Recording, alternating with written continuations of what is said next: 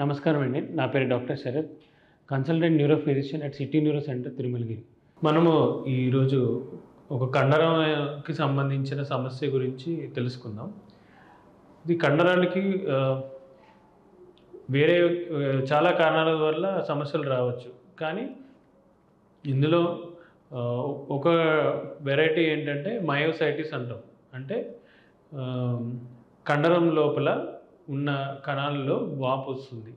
అది ఎందుకు వస్తుంది అంటే మన బాడీలో ఉన్న ఇమ్యూనిటీ ఏదైతే రోగ నిరోధక శక్తి ఏదైతే ఉన్నదో, ఏదైతే బ్యాక్టీరియా మీద, వైరస్ మీద పనిచేస్తూ ఉంటుంది, అది అప్పుడప్పుడు మిస్ఫైర్ అయ్యి మన కండరాల మీద పనిచేసే అవకాశం ఉంటుంది. సో అట్లా పనిచేసినప్పుడు కండరాలు అనేవి వీక్ అవ్వడం స్టార్ట్ అవుతాయి. కండరాలు వీక్ అవ్వడం స్టార్ట్ అయ్యి దీన్ని మయోసైటిస్కి దారితీస్తుంది.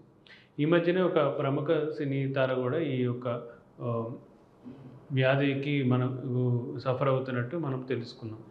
అయితే దీనికి ఎట్లా డయాగ్నోస్ చేసుకోవాలి అంటే మీరు ఒక న్యూరో ఫిజిషియన్ని కలవాల్సి ఉంటుంది. అది మీకు కండరాల సమస్య ఉంటే ఒక type of pattern of weakness ఉంటుంది బాడీలో. అంటే మీరు తల దూకోవాలి అనుకుంటే దూకోలేకపోవడం, లేకుంటే కింద కూర్చున్నప్పుడు లెగడానికి ఇబ్బంది కలగడం, ఏదైనా పట్టుకొని లెగాల్సిన అవసరం రావడం, అయితే కుర్చీలో కూర్చున్నప్పుడు, టాయిలెట్ సీట్లో కూర్చున్నప్పుడు లెగడానికి ఏదైనా సపోర్ట్ తీసుకొని రావాల్సి, ఇవి కండరాల సమస్య ఉన్న వాళ్ళకి వచ్చే లక్షణాలు.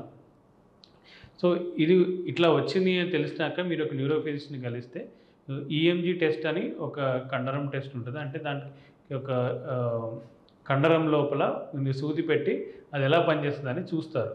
అది చూశాక మనకు కొన్ని బ్లడ్ టెస్ట్ చేసి ఈ అవసరమైతే కండ ఒక ముక్క తీసి పరీక్ష చేసి కూడా వ్యాధి నిర్ధారణ చేయాల్సి ఉంటుంది. సరే, దీనికి ట్రీట్మెంట్ అంటే ఇంజెక్షన్స్ ఉంటాయి, ఐవిఏజీ కానీ, కొంతమందికి స్టెరాయిడ్స్ కూడా వాడాల్సి ఉంటుంది. ఇంకా ఇమ్యూనిటీ వల్ల వస్తుంది కాబట్టి ఇమ్యూనిటీని రెగ్యులేట్ చేసే మెడికేషన్స్ మనం వాడాల్సి వస్తుంది. దీనికి కొన్ని కొన్ని మెడికేషన్స్ సైడ్ ఎఫెక్ట్స్ ఉంటాయి, కొన్ని కొన్ని మెడికేషన్స్ సైడ్ ఎఫెక్ట్స్ ఉండవు. పేషెంట్ ఒక కండిషన్ బట్టి, రెస్పాన్స్ బట్టి మెడికేషన్స్ ఇస్తూ ఉంటారు. ఓన్లీ ఇది మెడిసిన్స్ ఒక్కటే కాదు, ఫిజియోథెరపీ ఇంకా proper diet and life style కూడా మనం దీన్ని క్యూర్ చేయడానికి ఎంతో అవసరం. Thank you.